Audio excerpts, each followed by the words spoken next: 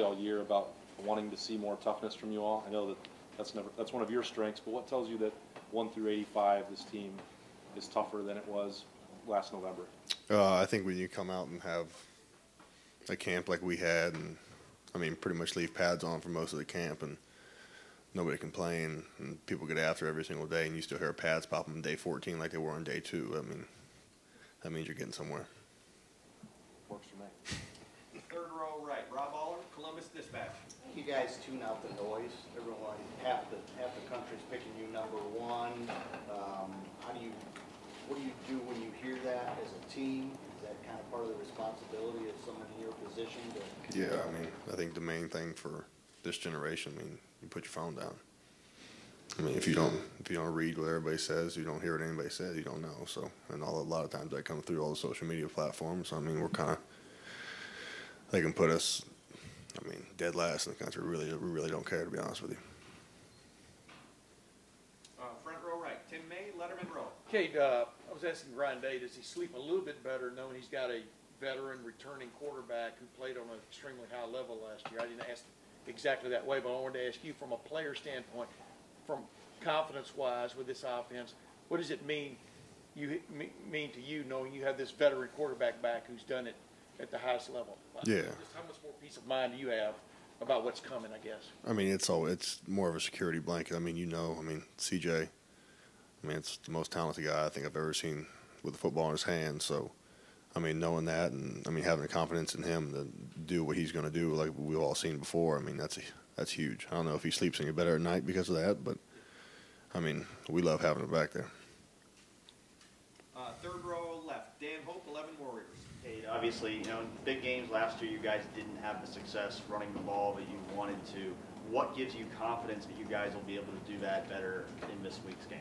I mean, like I said, the off season. I mean, the way we've practiced, the way we've coached things, different coaching techniques. I mean, just come off the ball and just, I mean, like I kind of feel like running the ball. It's a mentality aspect of it. So, I mean, if you say you're going to run the ball, I mean, we better run the ball, and that's kind of what we pride ourselves on a little bit. You mentioned how talented CJ is. A lot of people look at that and say you guys can just throw the ball around, but how important do you guys view it as being able to establish a run game first? That's huge. I mean, you got to have a balance. I mean, you can't be one-sided either way. I mean,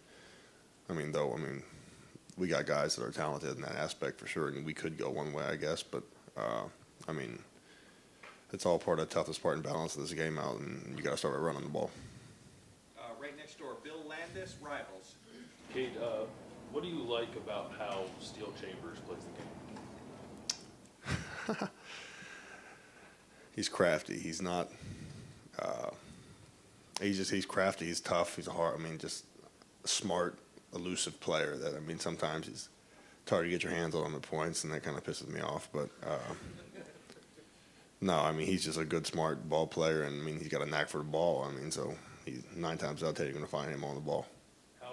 How much better is he at linebacker now that he's had a kind of a full year of doing it? No, he's much better. I mean, just as anybody. I mean, you get better with time, and I mean, he's had a full year under his belt now. So I mean, he's a pretty good ball player. Front row middle, Bill Rabinowitz, Columbus Dispatch. You line up next to Paris quite a bit, I'm assuming. What are your impressions of him? How good a player is he, and can he be? Oh, he's super athletic, great player, good mind, and good attitude with it too. I mean, when it comes down to me, I like lining up across and beside guys that are like minds and like attitudes. I mean, if you're gonna get after it, you're gonna get after it, and he's one of those guys. Did I get you? Okay, good. Steve, you okay? Okay, last question's over here. Brendan Gulick, deep left.